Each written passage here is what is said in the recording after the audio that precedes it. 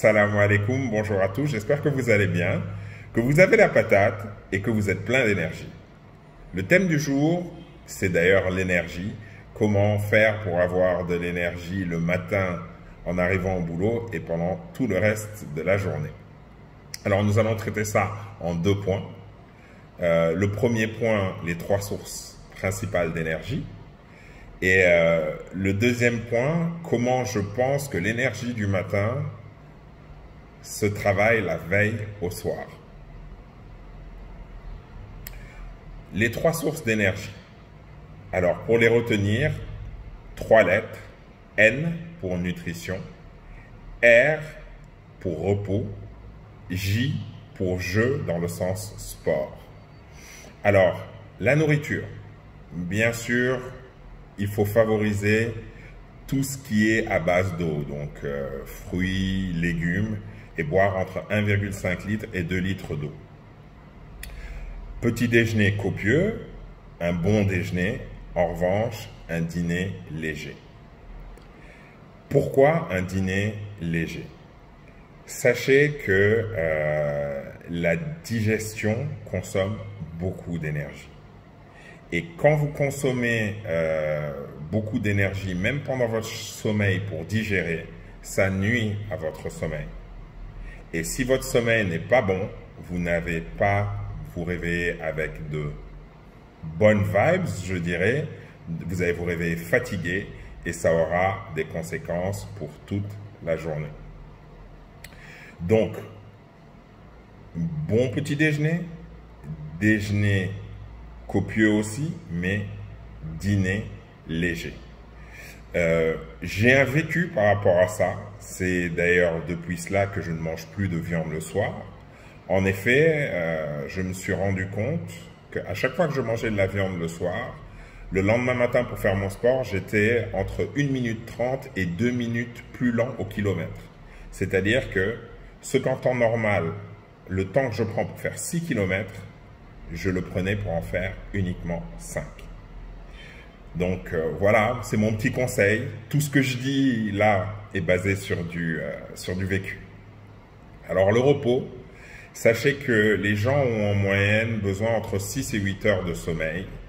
Et ça dépend d'une personne à l'autre. Il y a des personnes qui vont se retrouver très bien avec 4 heures de sommeil, qui vont faire 2 siestes d'une demi-heure dans la journée et qui vont péter la forme toute la journée. Il y en aura, ils auront besoin d'un peu plus de 8 heures. L'important, c'est de trouver son rythme, de l'accepter et de s'y adapter. Donc, voilà pour le repos. Pour J, dans le sens jeu, dans le sens sport. Le sport, contrairement à la croyance, il n'y a pas besoin d'aller à la salle de sport pour faire du sport. Il suffit de marcher entre une demi-heure et 45 minutes tous les jours. Et pas forcément à un rythme soutenu. Je prends encore mon exemple. J'ai choisi de marcher à un rythme soutenu, mais je suis bien conscient que tout le monde n'est pas capable de le faire. Tout le monde n'en a tout simplement pas envie. L'important, c'est de faire du sport. C'est vous qui faites ce qui vous convient le mieux. Bien sûr, quand vous faites du sport, là encore, n'oubliez pas de bien vous hydrater. Donc, voilà pour les trois sources d'énergie. Maintenant, je vais vous expliquer pourquoi je pense que l'énergie du matin se travaille la veille au soir. Elle commence au niveau du dîner.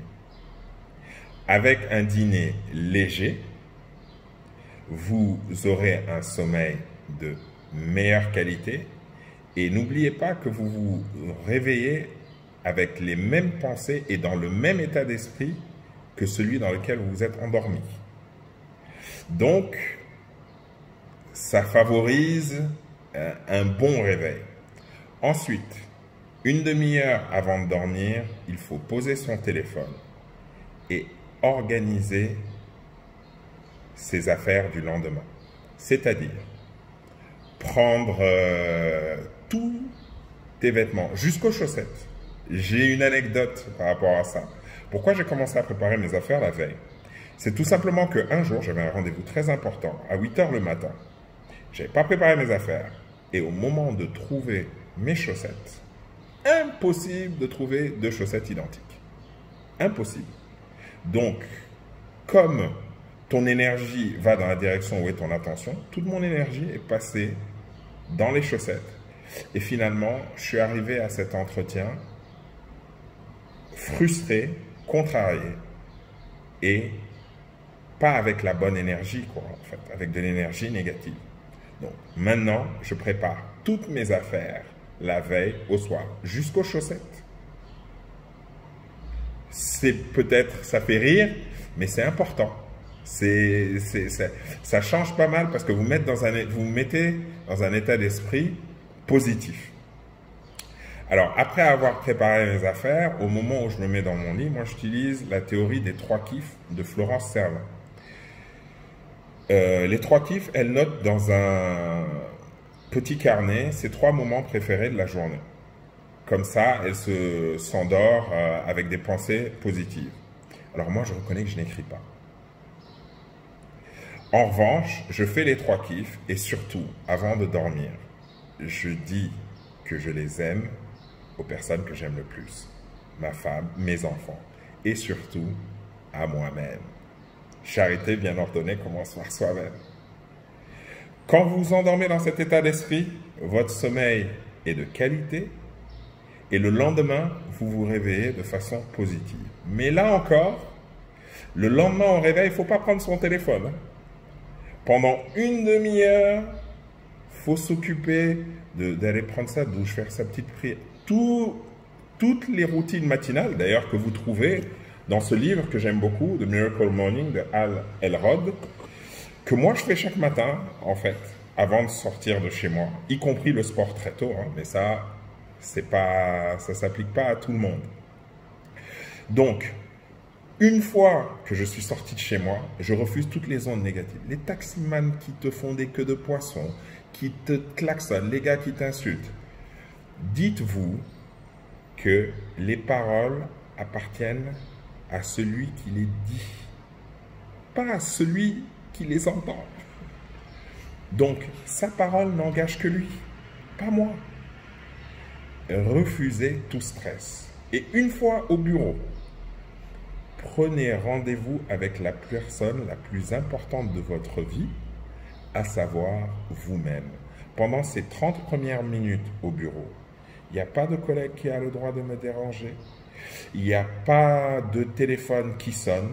J'éteins toutes mes sonneries et je m'occupe d'organiser ma journée en commençant par du mind mapping. Le mind mapping, tu prends une grande feuille blanche ou une feuille blanche. Au milieu, tu mets la journée, le lundi, et tu fais des flèches de différentes couleurs dans différentes directions pour décider de quoi tu vas t'occuper aujourd'hui. Faire une différence pour le mind mapping entre ce qui est urgent et ce qui est important. Urgent n'est pas forcément important, important n'est pas forcément urgent. C'est très important de faire la différence. Tu fais des flèches de taille différente selon le degré d'importance ou d'urgence, la couleur. Tu fais quelque chose qui te correspond. Je prends un exemple. Dans le mind mapping, il faut même aller jusqu'à se dire, bon, mais dans quel moment de la journée je suis le plus efficace? J'ai conscience que moi, entre 10 et 14 heures, je suis beaucoup plus efficace que le reste du temps.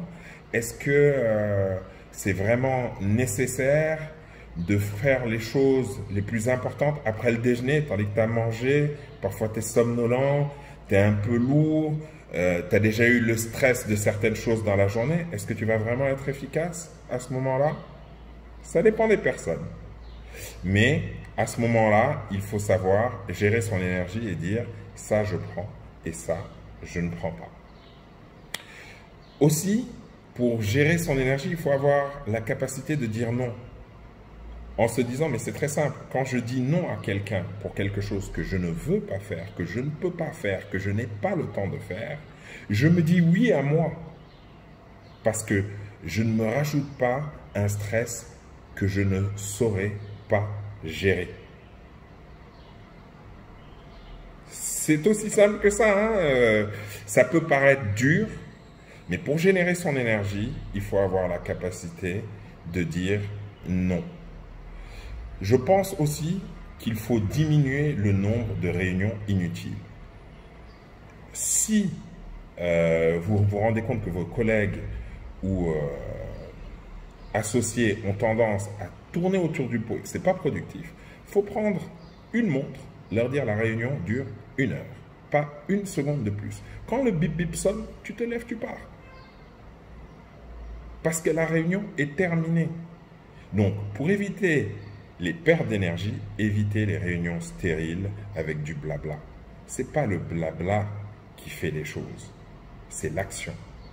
Bon, oui, on a blablaté, il faut faire ça, il faut faire ça. Qui en est responsable? C'est toi? Ok. Dans combien de temps tu auras fini? Ok. D'accord. Dans tant de temps, donc je reviens vers toi, voir où ça en est. Si tu as des difficultés, on fait un point et on voit sur quoi on peut t'aider par rapport aux difficultés. C'est ça l'efficacité. Malheureusement, beaucoup de gens croient que beaucoup de réunions fait de l'efficacité. Non, ça fait de la non-productivité. Parce que si vous preniez 10 personnes en réunion pendant 1 heure, ça fait 10 heures de travail de perdu. Hein. Il faut que les gens le comprennent clairement.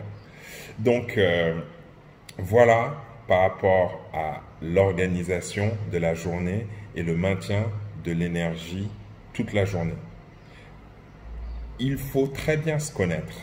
Avant de connaître les autres, il faut se connaître et s'accepter soi-même.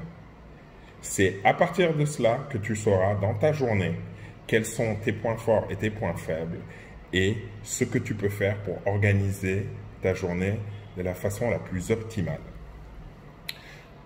Je vous remercie de m'avoir écouté jusqu'au bout. Si vous avez aimé, lâchez un pouce bleu, mettez un commentaire. Si vous pensez que ça peut être utile à quelqu'un, partagez. Si vous avez des questions, n'hésitez pas à me demander. Je suis là pour ça et je me ferai un plaisir de vous répondre. Merci encore de nous avoir suivis. Big up la famille.